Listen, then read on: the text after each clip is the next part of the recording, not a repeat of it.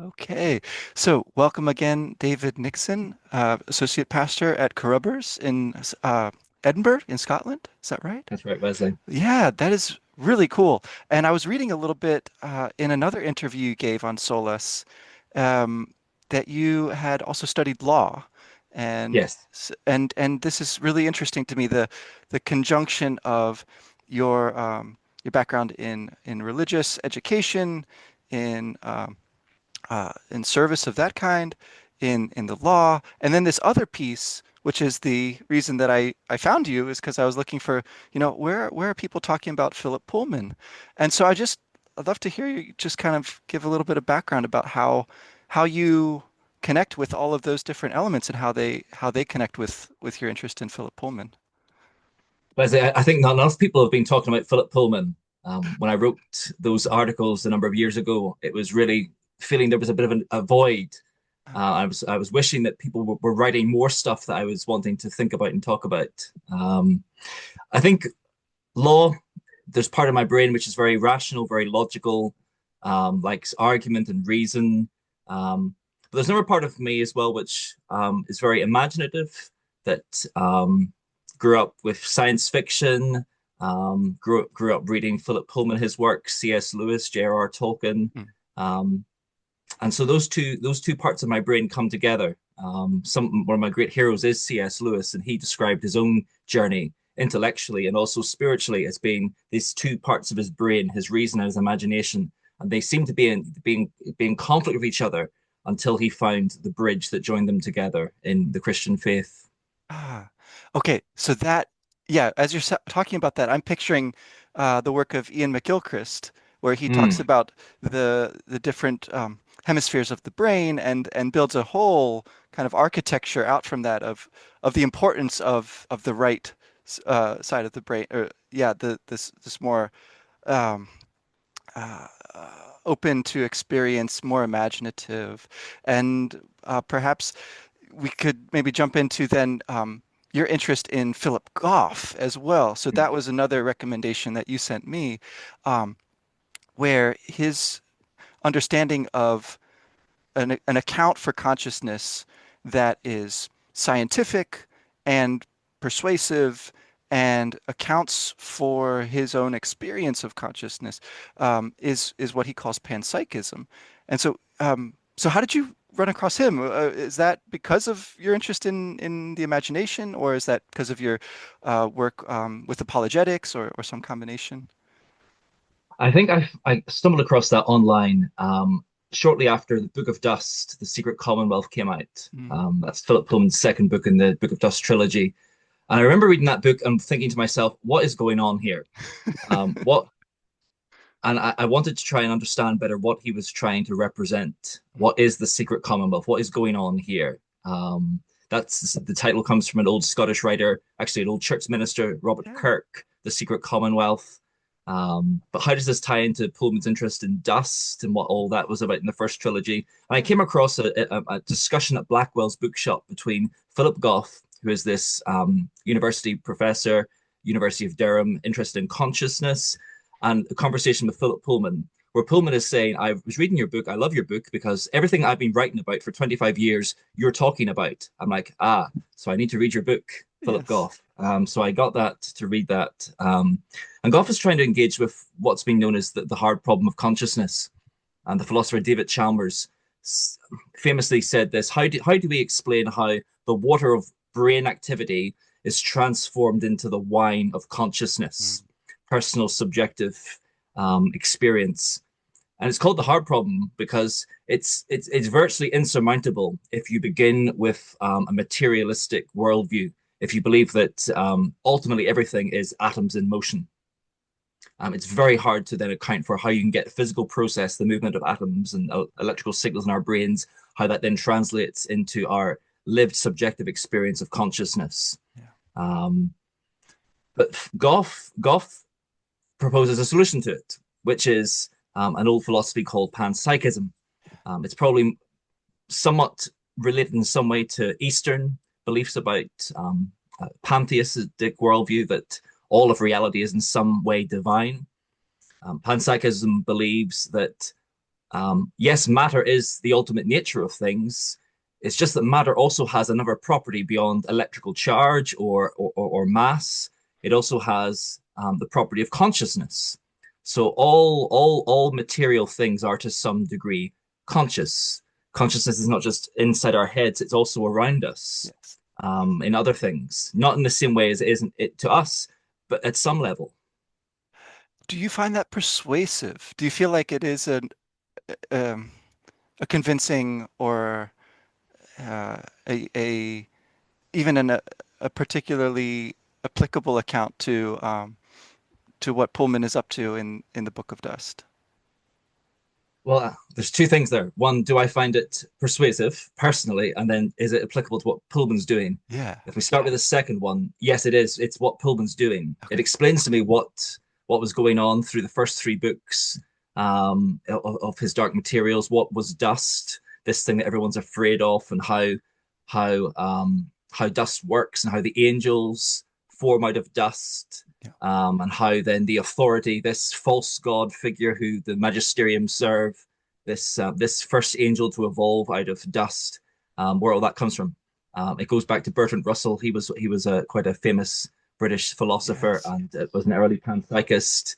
Um, and Pullman identifies he's done a number of things with Philip Goff where he says, yes, what you're talking about, matter being conscious, that's what I'm talking about is dust. Yeah. So it is definitely what Pullman is getting at. It's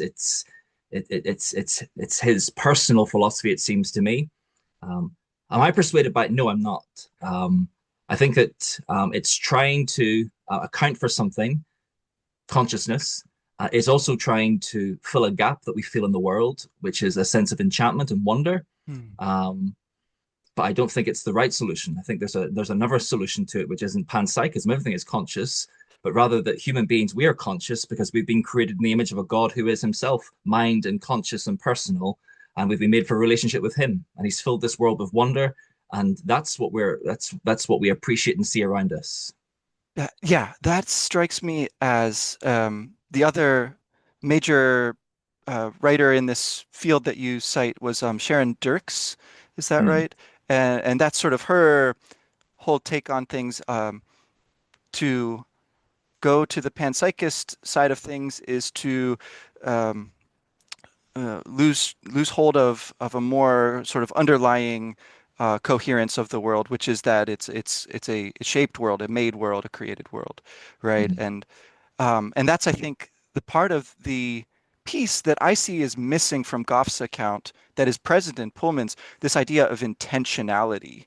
mm, I haven't maybe read enough of the technical side of Goff's work, but that seems to be the big problem he hasn't cracked or anyone hasn't figured out. It's like, how do all these little consciousnesses um, congeal, evolve, create structures like angels, if you want to call it that, right? mm, And that's kind of how Pullman talks about his angels. They're these structures, these intellects, um, and and they certainly have intentions, right? They have sort of mysterious intentions a lot of the time, but they're communicating, they're you know progressing, they're doing things, in some cases very oppressive things, right?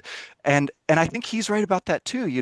Intention is not necessarily always a good thing. Um, and that's where I see, yeah, that's one place where I see the linkage as having a little bit of still a little bit of a gap. I don't fully, although I do find it a really interesting theory, and it does connect a lot with the kind of vitalism, which is another word for this idea, like in an older form, around the time of John Milton, which is that big poetic kind of yeah, influence on Pullman. big influence on Pullman. Yeah, Goff is on a journey himself. yeah.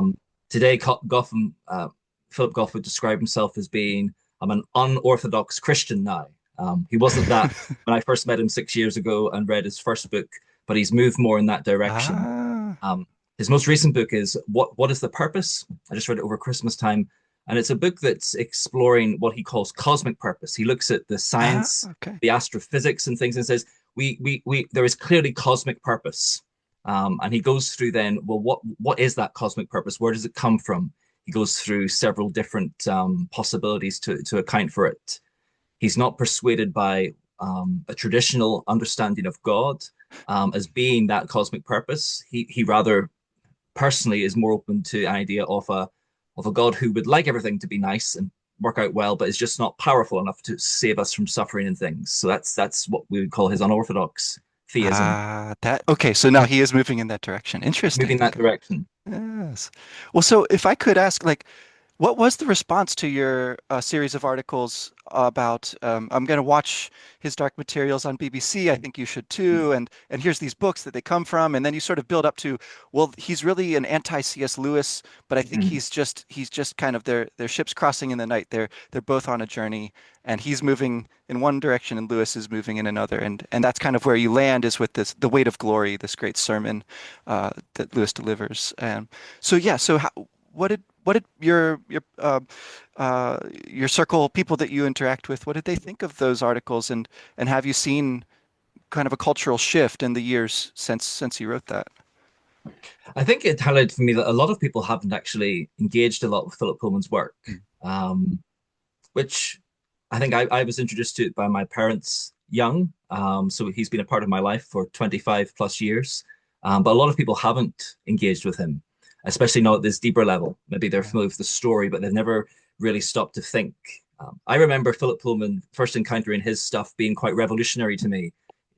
This was just around about this was before the time whenever the label the new atheists came into vogue. Right. This was a year before September 11th and the terrorist attacks over in New York. And after that, that was when the four horsemen of the new atheist apocalypse were unleashed: Daniel Dennett, Richard Dawkins, Sam Harris, and I forget who else. Christopher Hitchens, that was the fourth one. Yeah. But Pullman was almost 10 years before that, was already in this popular form, this narrative form, was putting these ideas out there. Hitchens writes about religion being dangerous and being this poison. Well, Pullman was writing about that 10 years before, putting into the words of his characters about the evils of the magisterium and the authority and things. So for me, Pullman was this very radical, subversive figure who was writing this story about trying to destroy and kill God. Mm. Um, I think a lot of people haven't really done maybe more than just read the story and thought a bit more. And I thought with the BBC producing this series, a great series, three series, well worth watching, very very well, faithfully retold and dramatized story. But I wondered, what would this do? What would this get people thinking about these themes in our culture again? And what was interesting to me that happened over the pandemic time, and it didn't really make many ripples at all. Yeah. And maybe there were some editorials that came up in the newspaper or review about the series, but it didn't really cause any ripples. Because I think that by that time, culturally, the new atheists had run their course. They had said what they had to say, they'd made their arguments. Um, but people were asking different questions. And particularly after the pandemic, people have been asking very different questions. In the last year, there's been a study by the Bible Society in England called the Quiet Revival, and it's reflecting on how there's this massive resurgence of interest in spiritual things and Yeah. religion and the church in our culture today. It seems that almost people are a bit exhausted from secularism and atheism and the emptiness it seems to leave us. Others have called it the meaning crisis. Jordan Peterson's written about this and talked about this at great length, but Yes. there's just this massive vacuum. Okay, we don't believe in God, but also at the same time, there's this danger. Then we don't. Well, there's no hope. There's no future. There's no purpose. There's no true value. There's no good, no evil. Hmm. Hmm. There's just this massive hole, this absence, and people are wanting to fill that. And it's so I think that perhaps that's why I think if maybe that series had been made 20 years earlier, maybe it would have had much more impact. But when it was eventually made, I think culture was in a different place, and it just didn't make much of an impact at all.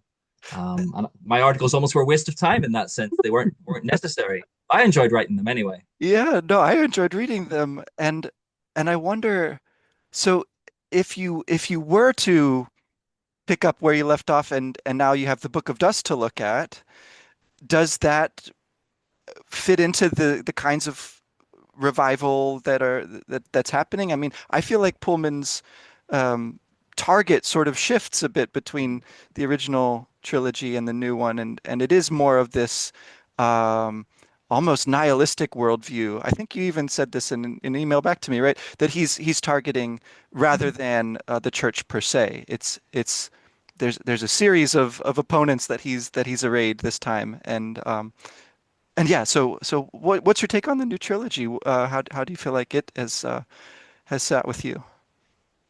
So the first trilogy, his Dark Materials, the enemy is the institutional church and established religion. That's his great fear, particularly religious authoritarianism. He's very concerned about that, Yeah. for good reasons. Our history tells us that that is a bad thing. Um, in the new trilogy, though, particularly the second and third book, we're introduced to these two philosophers that seem to corrupt the heroine's mind, Lyra. Simon Talbot, who's a postmodernist, who says that actually demons are themselves just a psychological projection. They're not real. There's no such thing as truth or untruth. He's just this complete relativist. But then there's also this other character, Godfrey Bryand, who has written this book called The Hyperchoriasmians, which is the story of his Dark Materials, of this character who goes off to kill God and succeeds in killing God, and concludes that he's just a scientific materialist in Yes. the ilk of Richard Dawkins or Daniel Dennett. Um, Nothing is more than what it is. Hmm. What is consciousness? It's just the movement of atoms in your brain. But everything is just atoms in motion. It's just scientific materialism, and those are actually Pullman's targets. Yeah. I read the Book of Dust trilogy as being Pullman saying, "Don't misunderstand me. Um, don't misunderstand what I was doing in the first set of books, because I actually still believe that we need enchantment and wonder and spirituality, whatever that is." He has in other interviews he says he does not like the term spirituality, I know. but essentially that's what he's getting at. What is the secret commonwealth? What is this being open to dust and to experience and things? It, Yeah. he's saying yes, there is something more than just matter. It just happens to be that matter is conscious, and there's this, rather than us being dependent in a relationship with God, God's at the top, and then we're hierarchically under God. Hmm. Instead, actually, we're all, it's all democratic here. That we have consciousness, and there's consciousness outside of us, and we have this we're in this codependent relationship, Yeah. where if dust is going to be renewed, then we've got to have our imaginations, and we've got to think and experience things, um, and we also need to be open to receive dust. All these things. Exactly. Yeah. I felt like that was one big change that that happens within the cosmos of the story, though, right? There is much more of a focus on almost like fairies and magical beings of various kinds, um, and much less of a focus on um, the really, high stakes hosts of angels and purposes of that sort. Lyra's destiny, right, has apparently been fulfilled, and so that doesn't really come up again, And so another piece of this is like the many worlds hypothesis, right, that he sort of runs with, but this idea that when you cross between worlds, there are these consequences that happen. You allow some dust to leak out into the abyss, and you allow specters to enter in. And so all the windows have to be closed. This is kind of what the good angel Zephaniah tells them at the end of the first trilogy. And again, that sort of isn't ever mentioned again. Like there's, like you said, there's That's completely undone. The third book yeah. completely undoes it. So- The windows have to stay open. We've got to let the yes. dust travel through. And Yes, yes.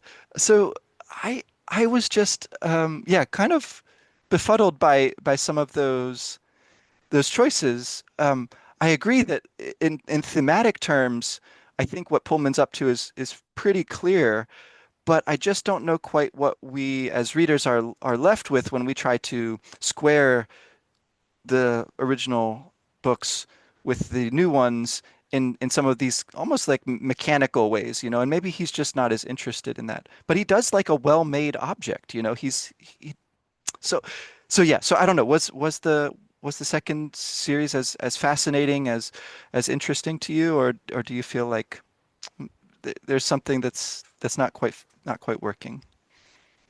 I think I felt rather let down by the end. I Yeah. think I think my wife went out. I was reading my way through the last book of the Book of Dust just in November, and my wife went out. Kids were in bed, and I was getting towards the end. And I think I've got 100 pages. I've got 100 pages. I'll finish this tonight. And she came back and I had 20 pages left. And I thought to myself when she had left initially 100 pages, this is going to be quite tricky to pull this off. With only 100 pages left, at 20, it's like he's not going to be able to pull it off. Yeah. And then I read those 20 pages, and it was such a disappointment that just the way it just ended. It just It just ends. ended. And I'm like, what about this thread and this thread and this? Where did all that go? Yeah. Uh, Yeah. I think the message of the Book of Dust boils down to it's clearer in the second one in the Secret Commonwealth. Whenever there's this conversation about um, how um, we need to not just look at the world through one set of lenses. We need two sets of lenses. Yes, there is a way to account for things using the scientific method with its assumptions of materialism and things like that. There is a that is one way to see the world. It's just not sufficient Mm. or exclusive. That it just can't give us all the answers. Yeah. There is another way of looking at things as well that is equally as valid and as just as necessary. And that's what Pullman's arguing for in this second series. You need to open your mind to there are things that we cannot account for on a purely materialistic worldview. And we have to open our minds and we have to have holes, just as the world has to have the windows in it for dust to seep out I of. like that. Yeah. Big change. Our minds have to have holes, have to have windows in it. Our systems of understanding the world have to have doors and windows in it, that things that just don't fit. Consciousness is one of them. For Pullman, that is the big thing. And I think as I've reflected on this, it's because he's a storyteller. He's always Mm. interested in it. Comes out in his book of essays, Demon Voices, Yes. his reflection on the craft of being a storyteller. He's always interested in, well, where is this mind, this person speaking, this narrator's voice? I think if he was to read my articles, he would criticize me because he would say, you have made the fundamental mistake of confusing my voice with the narrator's voice. You've Sure. assumed they're the same. And maybe not. Maybe actually the narrator's voice isn't my voice. I'd argue with him about that perhaps, but it's an interesting point. That's where the consciousness thing comes into things.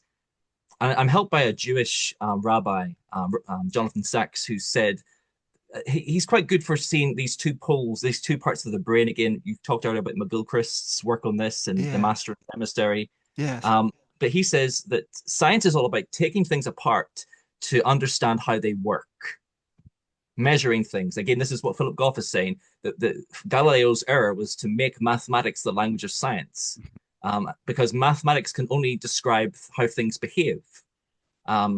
It can measure things, but it can't actually tell you what something is itself. So Jonathan Sachs says, okay, science takes things apart to tell us how they work.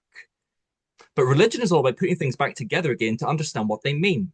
Mm. And that's actually what Philip Goff is trying to say, is that there is meaning. Yes, we believe in the Republic of Heaven, God is dead, the king is dead. But that doesn't mean now we're left in this nihilistic hellhole. No, instead, we can create the Republic of Heaven on earth, that we can fill meaning in the way that we live and how we choose to live. And we need to then not just build up with science, but there are other things which are important as well, above all, imagination, Yeah. and things like that. Yeah, that is kind of where we leave Lyra telling a story, and she sort of has embodied that ethos of the mind behind the stories, right? Whatever we want to characterize that as. And yeah, I think that is a really interesting part of the argument because I see that part about, what matter is versus what matter does.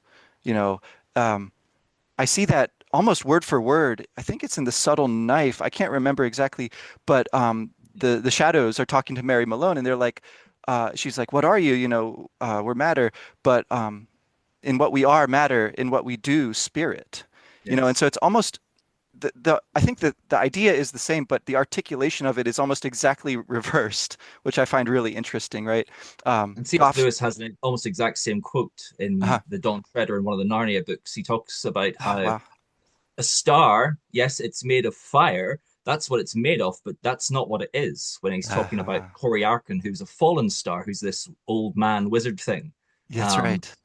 So don't confuse what something is made of with what it actually is in its essence. So Um, yeah, yeah, and Pullman talks about this problem of existence versus essence. He's existentialist. He believes in, we exist, but we don't have an essence per se. We have to sort of muddle yeah. through. Yeah, yeah, and I just, yeah, I wonder if this is where maybe the Lewis and the Tolkien should kind of enter the discussion, because it seems to me that Pullman is just as he says he's not spiritual and doesn't understand spirituality and doesn't like that word, but actually writes about it all the time. He seems to be a really sort of prickly interlocutor with Lewis and Tolkien, and yet has learned a ton from them, Mm. in my view, and is really in dialogue with them constantly, particularly Lewis, right? So yeah, do you feel the same way? Do you feel like there's points of overlap, and yeah, what would be a more productive maybe conversation for these writers to have together? I think Pullman has a respect intellectually for C.S. Lewis, um, but he has some problems with how Lewis writes, and how he develops certain themes and characters in his books. Um, Whereas he just has this disdain for J.R.R. Tolkien, um, where he describes Tolkien's work as being very thin, which I struggle to understand when I go through the Silmarillion, when I think about the languages he invented, when I look at the History of Middle Earth series. It's anything from thin. This is thick, really deep, thick, epic fantasy stuff. This is the guy who defined the entire genre for the next couple of generations. So I don't really understand, other than maybe perhaps that Tolkien says that his work is consciously and unconsciously a religious and Catholic work. Hmm. And also Lewis himself is talks about how he has written his Narnia books, um, just to creep past the watching dragons, to introduce people to Christianity, but get past maybe their defenses and their assumptions, biases against it. So he obviously is skeptical about what these guys are doing, some of the motivations behind them. But I think Yeah. that there's a difference in what they're doing is all of them are talking about story and the importance of story. As you've put it, Wesley, Tolkien is an existentialist. He believes that existence comes before essence, that we have to define ourselves. We've got to write our own story. There is no one who's got a story from my life. I've got to make that story for myself, write that story for myself. Um, Tolkien and Lewis believe we're part of a greater story. Famously, the Narnia books at the end of the last battle finish off with the characters going to Aslan's country and the wonderful words. Now, this is the end of their story in our world, but the beginning of the great story, the true story that will never end, where every chapter is better than one before that one's gone before. We're part of God's greater story, Lewis says. There's a famous bit in Lord of the Rings in Return of the King when Sam and Frodo are on their way up Cirith Ungol into the land of Mordor, and Sam and him have this meta conversation about stories. And That's right. I wonder what people will tell, how they'll tell this story in the future. Um, we're all in this story, and it just rises. None of us get to choose what story we're in. It just falls to us to rise to the occasion through Yeah. courage, humility, the virtues. We've got to rise to the occasion, presented with whatever story we're in. And so there's this very deep metaphysical, theological difference between these writers. Mm. Yeah, I wonder about, in Pullman's approach to fantasy writing, he really wants to emphasize that he is interested in the human relationships, the human psychology, right? And that's what he claims to not find in Tolkien particularly, but Lewis too, because of the kind of children's writing that he's doing. And I mean, it makes me wonder if he's like read the books, because the degree of complexity of world building and of elaborating these relationships between different characters is so rich in Tolkien. It is almost uh, like hyper real, you know. And I don't know if anyone's ever quite reached the same levels. And as much as I love Pullman's stories, I do feel like there's a kind of circularity that gets established there where, well, stories are important. What are they important for? For learning how to tell stories. And we have to do that. Why? Oh, so that the story can help form us in some way to make us better people.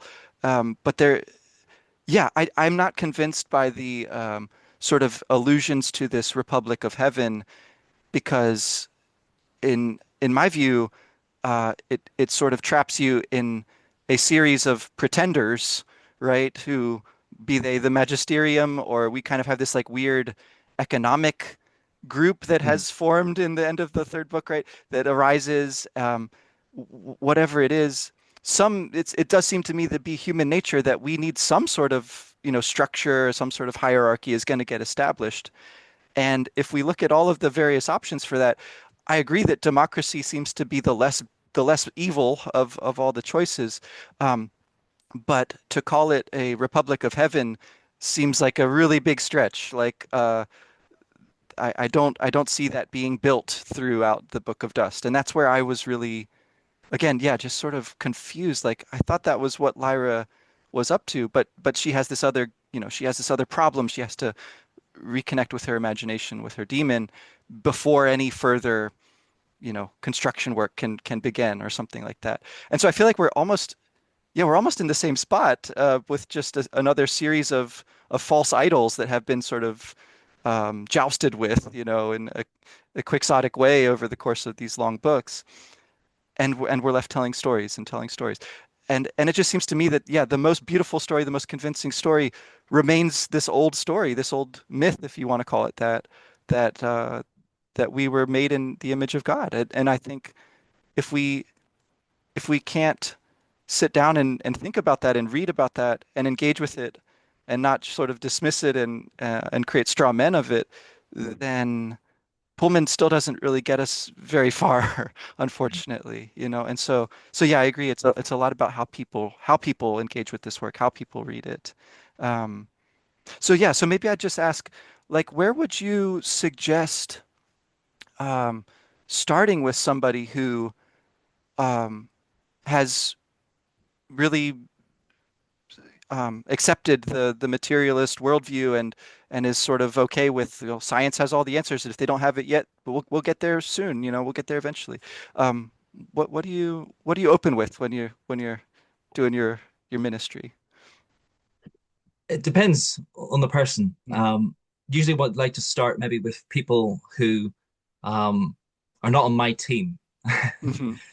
people who wouldn't be necessarily confessing Christians, but who recognize that scientism, which is what that is, believing that science has all the answers or one day will have all the answers, that itself is not actually a scientific statement. That is actually a philosophy speaking. Scientism. Um, John Lennox is a great Christian scientist, professor at Oxford University, and he uses illustration of a cake. He says, using the scientific method, we can find out a number of things about the cake.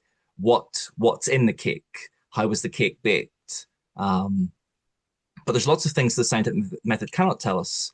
Cannot tell us the questions of agency. Who made the cake? The questions of meaning and purpose. Why did they make the cake? Mm. And perhaps most importantly of all, the question of morality. Am I allowed to eat the cake? Can I eat the cake? I want it.